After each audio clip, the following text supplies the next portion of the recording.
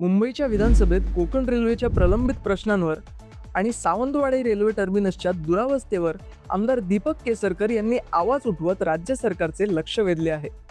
कोकणच्या रेल्वे प्रश्नांवर आणि पर्यटनाच्या विकासासाठी त्यांनी काही महत्त्वाच्या मागण्या सभागृहात मांडल्या आहेत.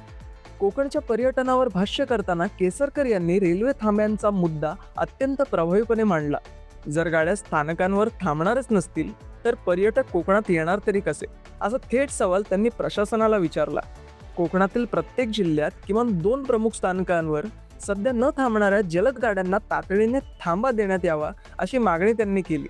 केसरकर यांच्या या पाठपुराव्यामुळे आता तरी कोकणचे हक्काचे सावंतवाडी रेल्वे टर्मिनस पूर्णपणे कार्यान्वित होईल आणि प्रवाशांचे हाल थांबतील, अशी आशा कोकणवासियांकडून व्यक्त केली जात आहे.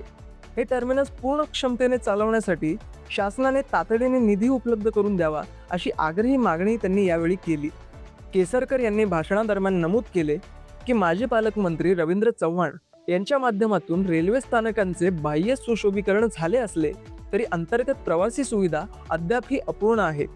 जोपर्यंत कोकण रेल्वेचे भारतीय रेल्वेत विलिनीकरण होत नाही तोपर्यंत राज्य सरकारने पुढाकार घेऊन या सुविधांसाठी स्वतंत्र निधीची तरतूद करावी, अशी आग्रही मागणी त्यांनी केली.